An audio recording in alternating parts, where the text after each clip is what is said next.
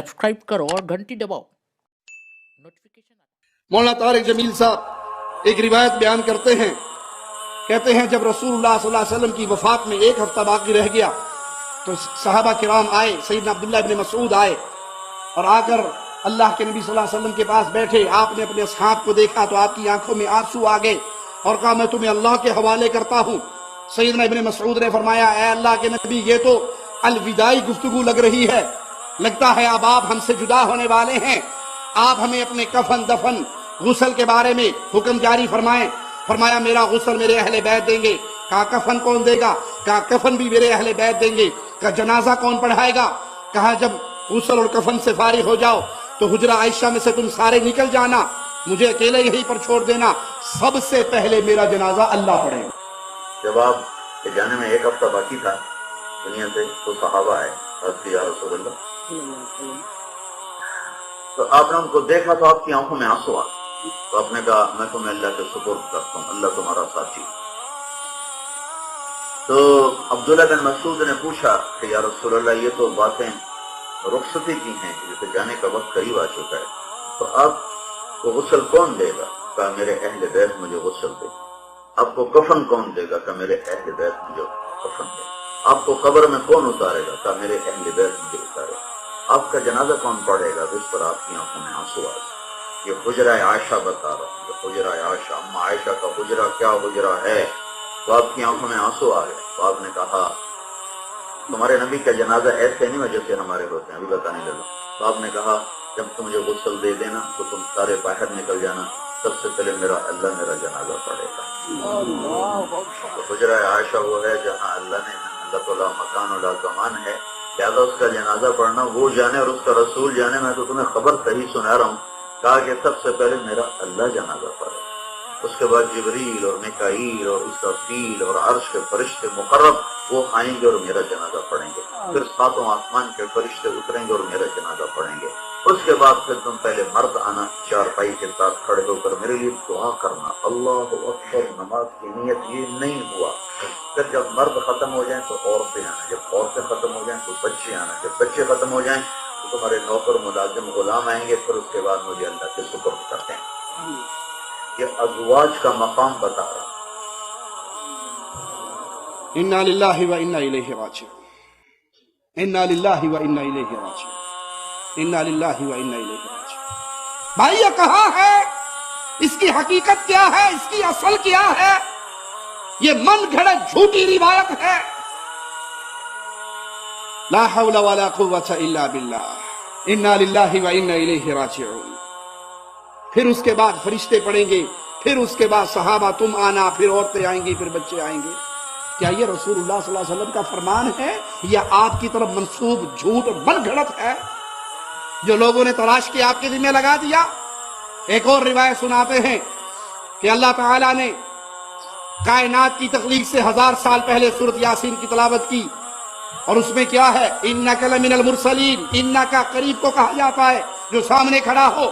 तो जब जमीन भी नहीं थी, आसमान भी नहीं था, कायनात भी नहीं थी, अल्लाह अपने हबीब को वजूद दे के अपने सामने खड़ा करके कह रहा था तू मेरा रसूल है। अल्लाह के हबीब पैदा हुए सैयदा आमना के घर और यहां ये कह रहे हैं कि नहीं, कायनात के वजूद से पहले, जमीन और आसमान की तख्लीक से पहले, आदम और बनु हाशिम की तख्लीक से पहले अल्लाह ने अपने नबी को पैदा करके अपने सामने खड़ा कर लिया। ये झूठ नहीं तो क्या? नहीं, जमीन आसमान की पैदाइश से पहले सूरह यासीन की तिलावत फरमाई। आपकी पैदाइश तो हो रही है आज से 1425 साल पहले और न जमीन थी न आसमान था, है न अर्श था न फर्श था, न फलक था न चांद था, न सूरज था न तारे थे, एक अल्लाह था अल्लाह। जब जमीन आसमान न हो तो आदम कहां से आएंगे? आदम कहां से आएंगे? अरब कहां से आएंगे? बनु हाशिम कहां से आएंगे? अब्दुल्ला कहां से आएंगे? आमिना कहां से आएंगी? अभी तो कुछ भी न था, न धरती न आसमान, न ये न वो, न शर्क न गर्ब, न शिमाल न जनूब। अल्लाह अल्लाह अपनी जात में अल्लाह। जमीन आसमान के पैदाइश से 1000 साल पहले अल्लाह ने कहा यासीन والقرآن الحکیم انک لمن المرسلین. مجھے قسم ہے قرآن حکیم کی، اے میرے محبوب تو میرا رسول ہے. کاف انکا کاف کا لفظ بولا جاتا ہے جب اگلا سامنے بیٹھا ہو. تو کا مطلب ہے کسی سامنے سے بات ہو رہی ہے. وہ کا مطلب ہے کسی غائب کے بارے میں بات ہو رہی ہے. تو اللہ کہہ رہے انکا گھڑت قصہ نہیں، من گھڑت روایت نہیں تو اور کیا ہے.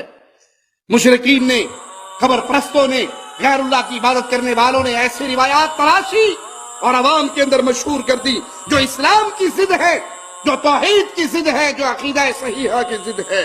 لوگوں میں پھیلا دی، کہیں پتھروں پہ امیدیں لگا دی، کہیں قبر والوں سے امیدیں جوڑ دی. حالانکہ رسول اللہ صلی اللہ علیہ وسلم کو اللہ نے قبر پرستوں، پتھر پرستوں کی طرف تو بھیجا تھا. ابو جہل پتھر پرست نہیں تھا، صنم پرست نہیں تھا.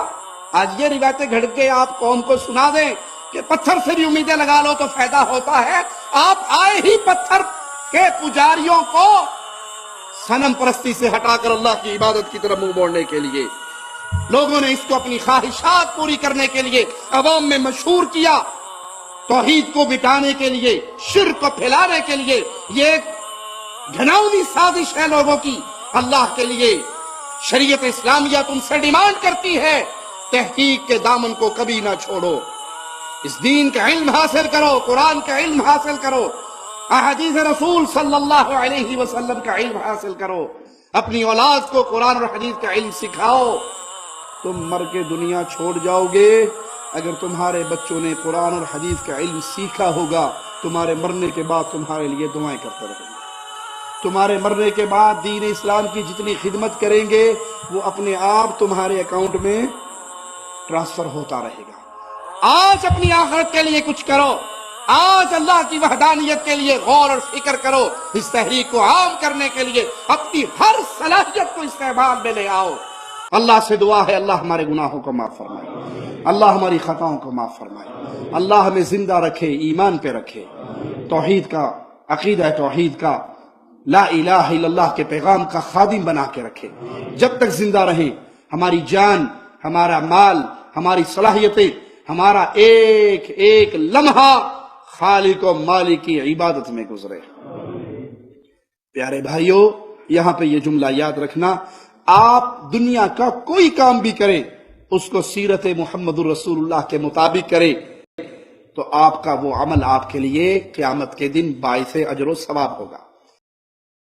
سبسکرائب کرو اور گھنٹی دباؤ نوٹیفیکیشن. إن الله مع الصابرين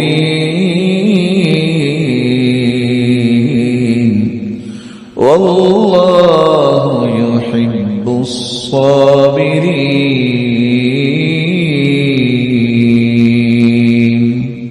سبسکرائب کرو اور گھنٹی دباؤ.